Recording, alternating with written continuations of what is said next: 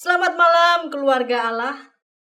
Rasanya ada sebagian dari keluarga Allah yang pada malam hari ini sudah tiba di rumah, menikmati malam hari bersama dengan keluarga dan bersiap untuk beribadah bersama. Atau sebagian keluarga Allah yang lain yang masih harus berjuang di jalan menghadapi kemacetan, atau mungkin juga masih ada pekerjaan-pekerjaan yang harus dikejar supaya tetap selesai di malam itu. Saya berdoa kiranya para sahabat semua, para keluarga Allah diberikan kesehatan dan dapat tiba bersama dengan keluarga. Mari kita awali kebaktian kita yang bertema berbuat baik akan memulihkan dunia ini dengan bersaat teduh sejenak.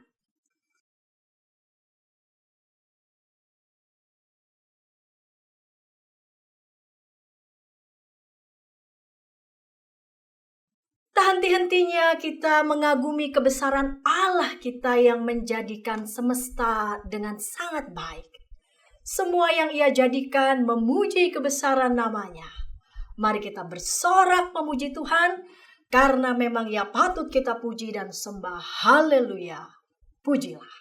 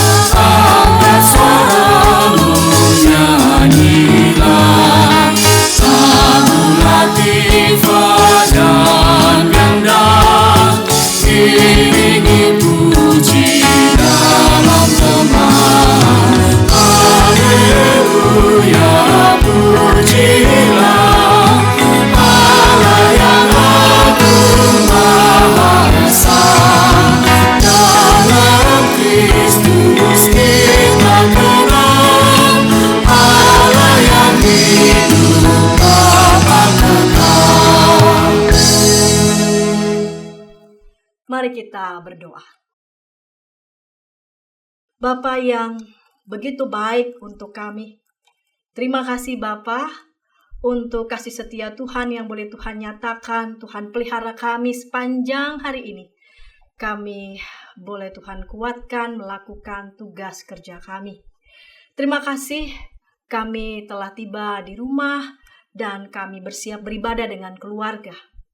Kami menyadari ya Bapa bahwa ada sebagian juga dari anak-anak-Mu yang harus bergulat masih di jalan ataupun juga menyelesaikan beberapa pekerjaan yang harus mereka kerjakan. Berkat Tuhan kiranya boleh menyertai, memberikan mereka kesehatan dan kekuatan. Kami bersiap ya Bapa untuk beribadah malam hari ini dalam penyertaan. Dalam Kristus kami berdoa. Amin. Keluarga Allah, ada banyak penderitaan yang terjadi dalam dunia. Pertanyaannya, apakah kita mau menjadi orang-orang yang dipakai Tuhan menjadi saluran berkat, melakukan kebaikan yang memulihkan? Atau kita merasa pekerjaan itu terlalu besar dan terasa percuma saja, sehingga kita enggan ikut serta berkarya melakukan kebaikan? Bagi setiap kita yang mau berkarya melakukan kebaikan, maka kita sesungguhnya menjadi orang-orang yang berbahagia. Mazmur 1 ayat 3 menuliskan, ia seperti pohon yang ditanam di tepi aliran air, yang menghasilkan buahnya pada musimnya, tidak pernah layu daunnya, apa saja yang diperbuatnya berhasil. Merespons firman Tuhan dari kitab Mazmur yang tadi telah saya bacakan dan menyambut pembacaan Injil dan pemberitaan firman Tuhan, mari kita mengagungkan nama Tuhan melalui Mazmur 1.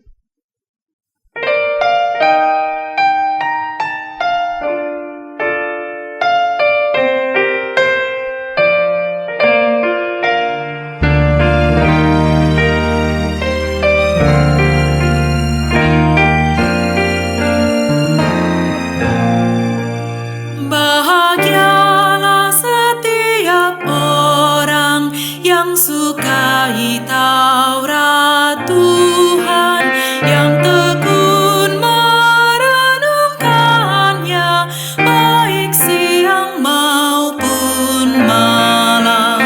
Bahagialah setiap orang yang sukai Taurat Tuhan, yang tekun merenungkannya, baik siang maupun malam. Bahagialah yang tak mengikuti nasihatnya orang-orang fasik, tak berdiri di jalan pendosa, menghindari pencemooh.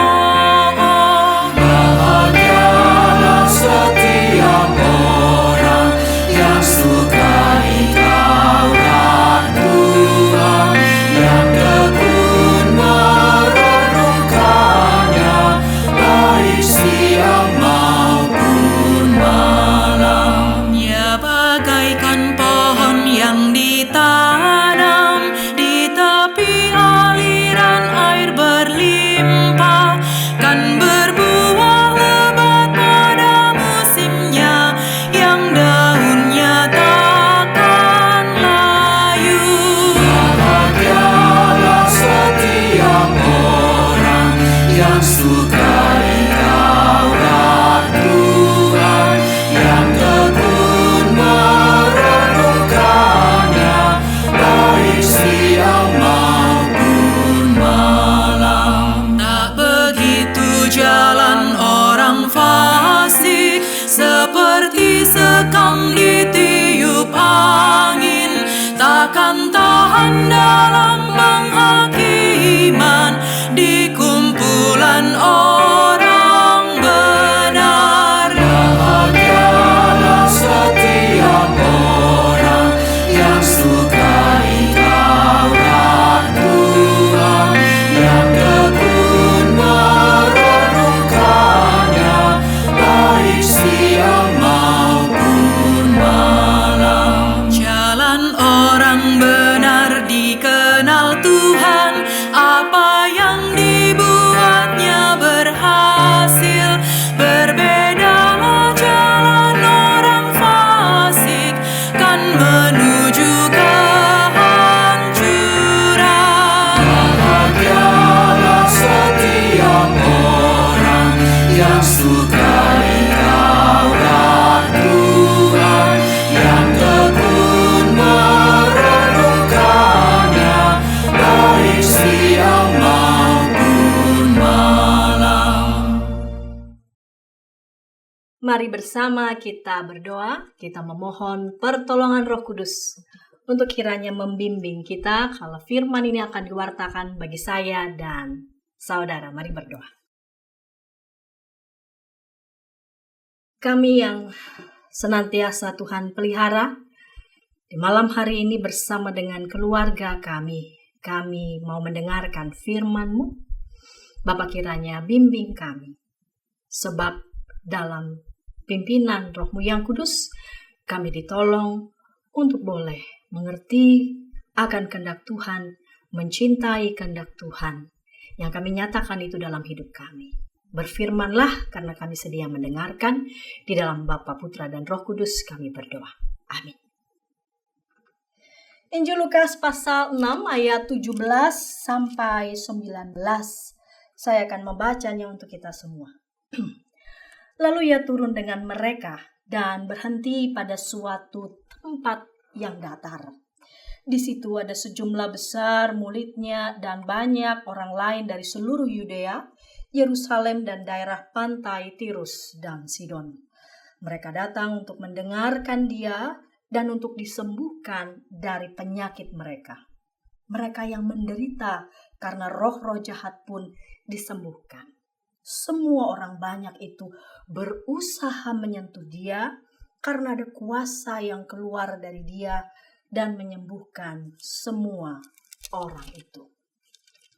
Keluarga Allah yang dikasihi Tuhan, Yesus menghidupi doanya dengan tekun. Sayangnya, di era sekarang ini, doa tampil seolah-olah tidak punya daya. Contohnya seperti ini, saya yakin teman-teman di sini pernah juga mendengar ataupun juga mengalaminya, dan keluarga Allah juga pernah mengalaminya. Entah itu dalam obrolan santai, obrolan serius, atau di tengah-tengah rapat. Misalkan ada seorang yang sedang bergumul, kita dengar, lalu kemudian kita rasanya kita tidak bisa melakukan apa-apa, kita tidak bisa menolongnya, dan kita merasa tangan kita tidak cukup kuat untuk menolongnya. Atau mungkin dalam sebuah rapat begitu ya, lalu kemudian ada pihak entah gereja ataupun lembaga institusi tertentu meminta pertolongan agar kiranya kita bisa membantu mereka. Lalu dengan nada bercanda sepertinya dibilang begini, ya kita gak bisa lakukan apa-apa ya, kita cuma bisa berdoa. Doa kira-kira jadi tampil seperti seolah-olah mau mengatakan, ya kita gak bisa bikin apa-apa. Doa jadi tampil seperti kata basa-basi. Karena toh ternyata enggak juga dia didoakan. Jadi seolah-olah bahwa kita udah merasa kita sudah melakukan sesuatu, lalu kemudian kita katakan, ya kita cuma bisa mendoakan. Berbeda dengan Yesus, Yesus sungguh-sungguh menghidupi doa. Yesus sungguh-sungguh merawat doa, hidup doanya dalam seluruh pelayanannya. Kenapa? Karena doa itu menuntun Yesus pada penajaman pelayanan yang akan Yesus lakukan. Dalam pasal sebelumnya di pasal 6 ayat 12 dituliskan di sana, suatu ketika pada hari-hari itu pergilah Yesus ke bukit untuk berdoa dan sepanjang malam ia berdoa kepada Allah. Yesus memohon hikmat agar kiranya Allah membimbing Yesus untuk melakukan tindakan yang perlu ia harus lakukan. Karena itu dia sungguh-sungguh mohon pimpinan Tuhan. Agar seluruh tindakan pelayanan yang akan dia kerjakan sungguh-sungguh punya bobot spiritualitas yang tajam dan dalam. Setelah berdoa di bukit sepanjang malam dia berdoa. Lalu Yesus memanggil murid-muridnya. Dari sekian banyak murid-muridnya, ia memilih ada 12 orang murid yang kemudian disebutnya sebagai rasul. Penting sekali, ya. Sangat vital sekali pemilihan 12 rasul ini. Sehingga Yesus harus menyediakan waktu sungguh-sungguh berdoa bahkan sepanjang malam.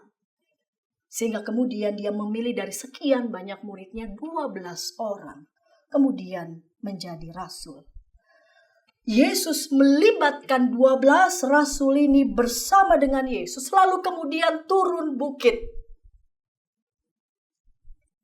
Dan melakukan karya misionalnya.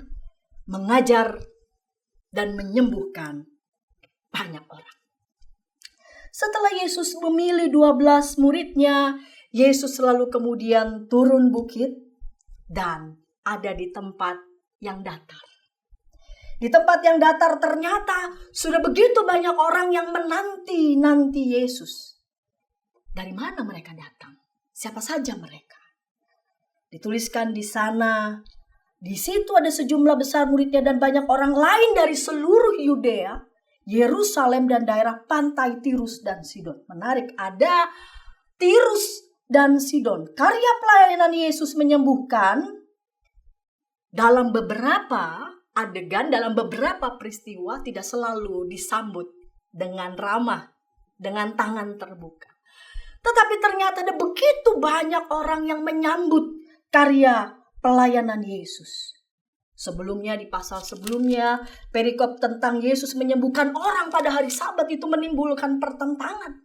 Namun ternyata pertentangan dari sebagian kalangan tidak mampu untuk menghambat karya pelayanan Yesus yang menjangkau begitu banyak orang, bahkan dari orang-orang asing. Tirus dan Sidon itu bukan wilayah orang Yahudi, melainkan datang orang-orang asing yang bukan saja mendengar, bahkan juga yang mengalami kebaikan Yesus. Kebaikan Yesus itu menjangkau begitu banyak kalangan. Tidak ada satupun yang sanggup dapat membatasi karya pelayanan Yesus. Karya pelayanan Yesus itu menembus sekat-sekat aturan-aturan yang dibuat oleh manusia yang seringkali sekat-sekat itu menjadi penghalang. Kita ciptakan menjadi penghalang yang menghalangi banyak orang berjumpa dengan kebaikan Tuhan.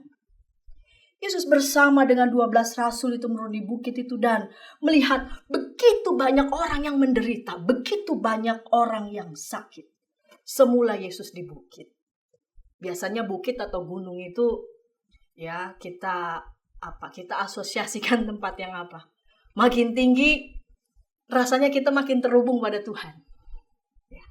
Rasanya kalau udah di atas itu rasanya kita tuh rasa terhubung dengan Tuhan.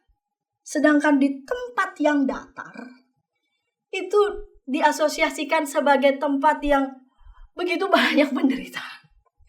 Udah masuk dengan yang, riuh ya. Kalau mungkin keluarga Allah atau kita yang senang naik gunung atau pernah naik gunung. Seberapapun susahnya, begitu kita tiba di puncak tuh rasanya, ya kita merasa suasana tuh kayaknya, begitu ya. Begitu turun lagi, kita akan berjumpa dengan begitu banyak kerumitan, ya begitu banyak persoalan-persoalan yang dialami oleh manusia. Namun ternyata di tempat yang datar itu ketika Yesus turun ke tempat yang datar itu menjumpai banyak orang yang menderita. Banyak orang yang sengsara. Yesus menemui mereka yang tengah menderita. Setelah Yesus memilih 12 rasul, para rasul melihat sendiri, Yesus tidak hanya bicara tentang kebaikan. Yesus tidak hanya bicara tentang pemulihan. Yesus mendemonstrasikan, Yesus menunjukkan di hadapan orang banyak, bahkan 12 rasul ini, karya pemulihan yang menyentuh banyak orang. Yesus membiarkan dirinya dijumpai. Yesus membiarkan dirinya dipegang, disentuh. Tidak ada satupun yang Yesus tolak. Pesan ini penting bagi kita. Jika kita mungkin merasa bahwa berkat Tuhan itu cuma untuk 1-2 orang, Tuhan gak begitu. Tidak ada satupun yang Tuhan tolak. Penyalur kasih, keselamatan, kebaikan Allah dalam Injil hari ini pertama-tama dilakukan oleh Tuhan kita Yesus Kristus. Dan kemudian memilih dari antara para muridnya 12 orang yang kemudian disebut para rasul. Yang dilibatkan oleh Yesus turut bekerja bersama dengan dia. Menyalurkan kasih, keselamatan dan kebaikan yang datangnya dari Tuhan kepada umat manusia. Kepada siapapun. Bahkan kepada orang-orang asing. Setelah memanggil ke-12 rasul ini, Yesus berkumpul kembali dengan semua murid lainnya. Dan kemudian memberitakan firman Tuhan kepada pendengarnya. Pada saat ia mengajar memberitakan firman Tuhan, orang-orang mendengarkan dan juga mengalami berbagai penyembuhan dari gangguan sakit penyakit. Dan karena ada kuasa-kuasa jahat. Semua orang banyak itu berusaha menyentuh dia karena ada kuasa. Kuasa yang keluar dari dia dan menyembuhkan semua orang itu. Kuasa itu bukan sembarang kuasa, melainkan kuasa yang mengalir daripadanya adalah kuasa Allah. Tugas perutusan kemudian diteruskan kepada kita sebagai gerejanya. Tugas perutusan inilah yang kemudian akhirnya sampai kepada gereja, sampai kepada saya dan keluarga Allah. Agar kita terus-menerus menyalurkan kasih dan keselamatan dan kebaikan Tuhan ke seluruh dunia. Kepada orang-orang dari berbagai suku, bangsa, berbagai kaum. Mengapa gereja diutus menyalurkan kasih, keselamatan, dan kebaikan Allah kepada seluruh dunia? Tindakan tersebut sanggup Allah kerjakan sendiri. Allah mau melibatkan kita menjadi rekan sekerja, menjadi sahabat-sahabatnya untuk melakukan tindakan yang memulihkan di tengah dunia yang terasa mungkin ada kuasa-kuasa lain yang bekerja, yang ingin menghancurkan dunia. Ada yang melakukan seolah-olah baik. Tapi ternyata dari tindakan yang seolah-olah baik, ia ingin meraup keuntungan. Bicara seolah-olah manis. Padahal ternyata ia memanipulasi lewat kata-kata yang tampaknya manis. Memerangkap orang, memeras orang, membuat orang justru menderita. Ada mungkin juga sekelompok orang yang seolah-olah baik. Tampak diam-diam saja. Namun sesungguhnya ia sedang menunggu kehancuran orang yang dia tidak suka. Jadi ketika dia tahu ada orang yang dia benci, lalu kemudian mengalami kesulitan, dia diam saja sambil menunggu. Ya nanti dia hancur sendiri dan saya bisa meraih di posisi dia tanpa saya perlu melakukan apa-apa. Keuntungan bisa berlipat ganda, berpihak kepadanya. Kita bisa saja melihat realita seperti ini dan mungkin sambil bertanya, memang masih adakah kebaikan di tengah dunia? Lalu sambil kita bertanya, lalu kemudian pertanyaan itu kita renung-renung dan sambil renung-renung kita scroll media sosial. Muncul deh quotes-quotes. Salah satunya adalah, in the world that you can be anything, be kind. Kalau di dunia ini kita pengen merasa, jadi pengen yang terbaik, jadi pengen paling pintar. Ya kalau perlu kompetitor kita menurut kita menjengkelkan, hancur sudah. Lalu kemudian kita lihat quotes ini, jadilah baik. Atau quotes lain yang ditempel dalam sebuah peristiwa yang mungkin keluarga Allah pernah dengar, pernah baca.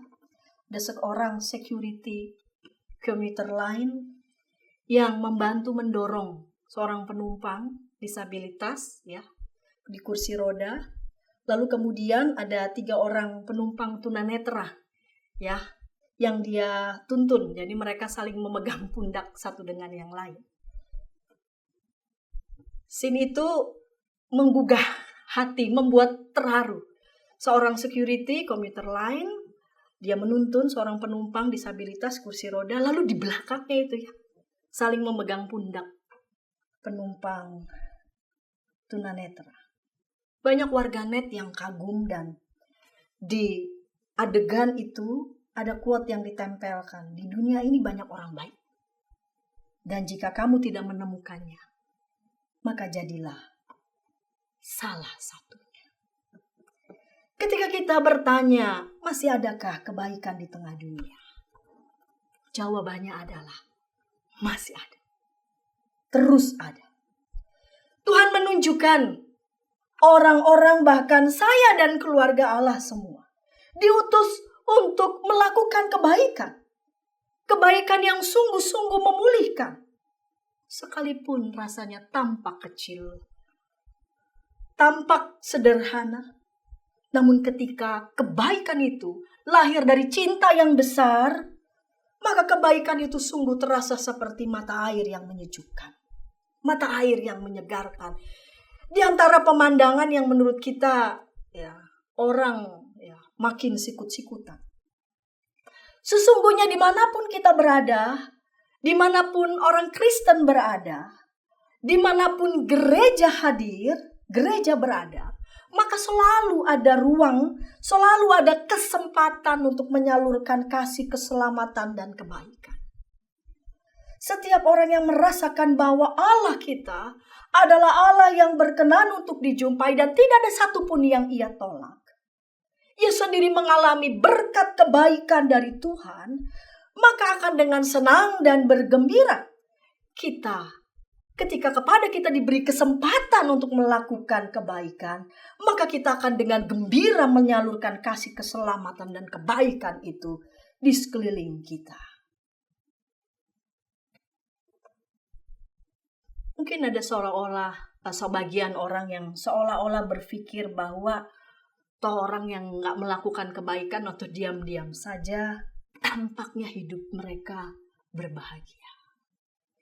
Bagi setiap kita yang mungkin pernah mengajukan pertanyaan itu atau ketika beribadah, ketika mendengarkan perenungan ini lalu kemudian mengatakan hal seperti itu, saya mengajak kita belajar dari firman Tuhan. Saya juga belajar dari firman Tuhan yang tertulis pada Mazmur 1 yang tadi kita baru saja nyanyikan.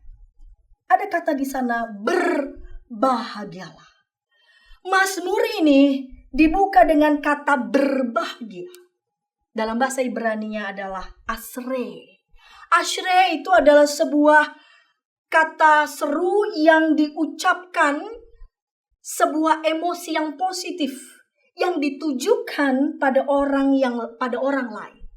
Kata berbahagialah ini bukan sebentuk doa, melainkan sebuah apresiasi positif yang diberikan kepada orang lain. Pemazmur menggambarkan baik secara negatif maupun juga secara positif orang yang berbahagia itu. Berbahagialah orang yang tidak berjalan menurut ajaran orang fasik, yang tidak berdiri di jalan orang berdosa, dan yang tidak duduk di komplotan pencemooh. Itu gambaran secara negatif. Gambaran secara positif yang berbahagia itu, tetapi yang kesukaannya ialah Taurat Tuhan dan yang merenungkan Taurat itu siang dan malam. Ada dua gambaran di sana. Yang berbahagia adalah orang yang tidak berjalan menurut ajaran orang fasik, melainkan yang kesukaannya ialah Taurat Tuhan. Ia seperti pohon yang ditanam di tepi aliran air, yang menghasilkan buahnya pada musimnya, tidak pernah layu daunnya, apa saja yang dilakukannya berhasil. Wah, ya, berbahagia. Lalu kemudian ada kata di sini, apa saja yang diperbuatnya berhasil. Kita langsung kemudian lompat ayat, wah, apa saja yang diperbuatnya berhasil. Orang-orang yang melakukan kebaikan adalah orang yang berbahagia, dan apa ya saja yang diperbuatnya berhasil. Berarti orang yang melakukan kebaikan ini gak pernah patah hati. Atau gak pernah ditolak. Atau sama sekali gak pernah gagal. Atau selalu yang dipuji-puji. Ternyata tidak demikian keluarga Allah. Kita perhatikan, ia seperti pohon yang ditanam di tepi aliran air yang menghasilkan buahnya pada musimnya. Orang yang berbahagia ibarat seperti pohon. Yang berbahagia karena dia merenungkan Taurat itu siang dan malam. Artinya menjadikan firman Tuhan itu menjadi bagian dalam hidupnya. Jadi gak yang pagi, siang, sore, malam ngafalin ayat mulu. Bukan itu maksudnya. Melainkan menjadikan firman Tuhan itu bagian utuh dalam hidupnya. Tidak bisa dia lepaskan firman Tuhan itu untuk hidupnya. Ia itu seperti pohon yang ditanam di tepi aliran air yang menghasilkan buahnya pada musimnya. Perhatikan, menghasilkan buah pada musimnya. Yang namanya pohon, keluarga Allah, pohon buah ya. Itu kan gak mungkin menghasilkan buah setiap hari. Ya, minimal kalau pohon mangga itu berapa bulan sekali? Nah, nggak tahu, tapi nggak mungkin pohon mangga, ya. Tetangga kita lihat hari ini buah mangga, besoknya buah mangga, enggak. Makanya ada musim mangga, ada yang bukan musimnya mangga, mungkin musim rambutan, berbuah pada musimnya. Artinya apa? Artinya orang yang melakukan kebaikan bukan berarti kalau dia ibarat pohon, sama juga ibarat pohon kan, walaupun ditanam di tepi dan lain kan nggak pernah juga lepas yang namanya musim panas begitu ya. Bisa juga mungkin ada wabah dan sebagainya. Tetapi dia tetap berbuah pada musimnya. Artinya orang-orang yang melakukan kebaikan tuh bukan berarti nggak patah hati, atau usahanya selalu sukses. Mungkin baru mikir saya mau bangun usaha startup, lalu kemudian sekali aja langsung bung gitu ya. Saya mau bikin konten dan gimana ya yang lagi. Enggak, tiba-tiba otomatis enggak. Tapi pada musimnya. Pada waktunya. Jika dan hanya jika kebaikan itu kita lakukan secara konsisten. Secara konsisten, secara terus-menerus, dengan setia. Bukankah itu yang Tuhan Yesus kerjakan? Karya pemulihan bukan karya pemulihan yang Tuhan kerjakan sekali-sekali. Tapi terus-menerus, konsisten. Bahkan dia kerjakan sampai sekarang, sampai detik ini. Jika mungkin ada kebaikan-kebaikan yang kita merasa tidak dihargai atau mungkin juga ditolak, jangan berhenti, saudara-saudara. Jangan berhenti, keluarga Allah. Konsisten. Sebab orang-orang yang demikian adalah orang-orang yang berbahagia. Ya seperti pohon yang ditanam di tepi aliran air yang menghasilkan buahnya pada musimnya. Tidak pernah layu daunnya, apa saja yang dilakukannya berhasil. Berbeda dengan orang-orang yang melakukan sebaliknya. Bukan demikian orang fasik, mereka seperti sekam yang dihamburkan angin. Sebab itu orang fasik tidak akan tahan dalam penghakiman dan orang berdosa dalam kumpulan orang benar. Sebab Tuhan mengenal jalan orang benar, tetapi jalan orang fasik menuju kebinasaan. Jadi kira-kira firman Tuhan mau bilang, gak usah repot-repot kita mengupayakan, nih orang fasik kok tampaknya sukses gitu ya, tampaknya. Tapi sesungguhnya jalan yang dia lalui memang jalan menuju kebinasaan. Jadi tak perlu repot-repot karena jalan yang dia lalui sesungguhnya adalah jalan menuju kebinasaan. Karena itu keluarga Allah, selama kepada kita ada kesempatan, ada ruang. Karena memang selalu ada kesempatan dan ruang bagi kita untuk menyalurkan kasih keselamatan kebaikan yang dari Tuhan kepada sesama kita. Lakukanlah itu dengan setia, secara konsisten. Maka mereka disebut yang berbahagia. Amin. Kita bersatu dulu sejenak.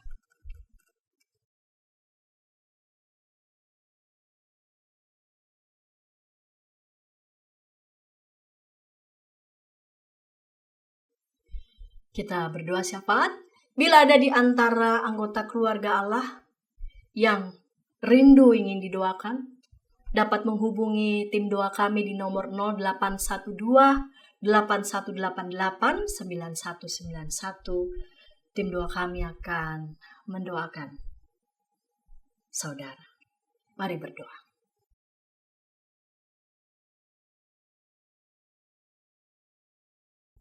Dengan setia Engkau lebih dulu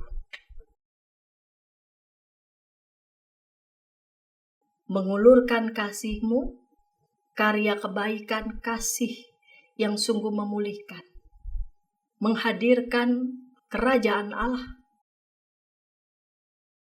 dan Kau setia lakukan sampai saat detik ini. Kepada kami begitu sebuah kehormatan Engkau melibatkan kami menjadi rekan-rekan sekerja, menjadi sahabat-sahabat Tuhan untuk melakukan karya kebaikan yang sungguh memulihkan keluarga kami, memulihkan lingkungan kami, memulihkan persekutuan kami, memulihkan tempat sekerja kami, bahkan juga dunia. Adalah berbahagia ketika kami boleh bersama-sama mengerjakannya secara konsisten. Sebab tindakan kebaikan itu sungguh-sungguh berhasil. Jangan biarkan kami justru menjadi penghalang bagi orang-orang melihat kebaikan Tuhan. Melainkan kami memancarkan kebaikan Tuhan itu bagi sekeliling kami. Kami mau berdoa bagi anak-anak Tuhan dimanapun berada, yang juga terus berjuang, yang juga dengan penuh kegembiraan Tuhan utus untuk menghadirkan kebaikan itu. Biarlah kebaikan itu yang boleh menjadi viral, yang boleh menjadi berita yang menyentuh, menggugah, bahkan juga menjadi energi yang positif agar kami boleh meneruskan kebaikan itu kepada sekeliling kami. Berikan kepada kami kesetiaan untuk boleh mengerjakannya. Di dalam Yesus Kristus kami berdoa. Amin. Sejatinya dimanapun setiap manusia berada, selalu ada kesempatan melakukan kebaikan. Janganlah menahan kebaikan kepada orang yang membutuhkan uluran tangan kita. Seperti Kristus yang memandang setiap orang dengan kasih, tak ada satupun yang ia tolak. Maka hadirkanlah kebaikan, sekecil apapun perbuatan baik kita ketika kita lakukan karena cinta Tuhan dan dengan bertujuan untuk memulihkan, maka Tuhan menyebut kita sebagai orang yang berbahagia. Sungguh inginkah engkau lakukan?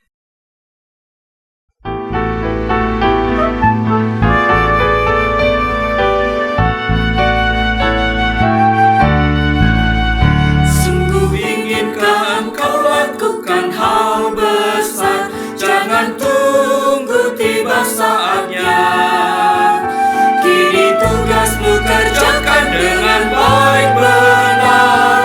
Jadilah seluruh dunia, jadilah seluruh dunia, jadilah seluruh dunia. Mungkin ada yang terhibur karena sinarnya. Jadilah seluruh dunia.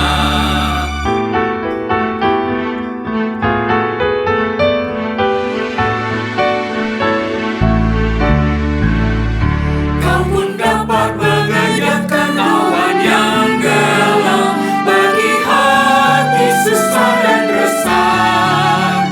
Kan dirasakannya penghiburan yang sedap. Jadilah seluruh dunia, jadilah seluruh dunia, jadilah seluruh dunia. Mungkin ada yang terhibur karena sinarnya. Jadilah seluruh dunia. Kita berdiri, kita menerima berkat. Anugerah Tuhan kita Yesus Kristus dan belas kasih Allah Bapa dan persekutuan di dalam Roh-Nya yang kudus menyertai kita sekalian. Amin.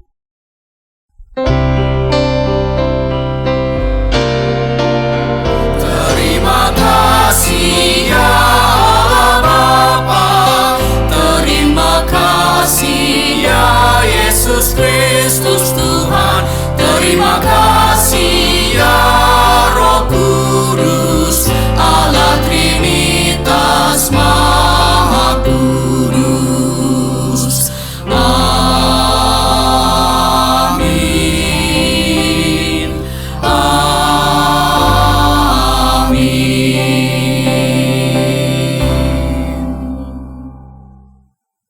Selamat malam dan terima kasih. Seluruh dunia.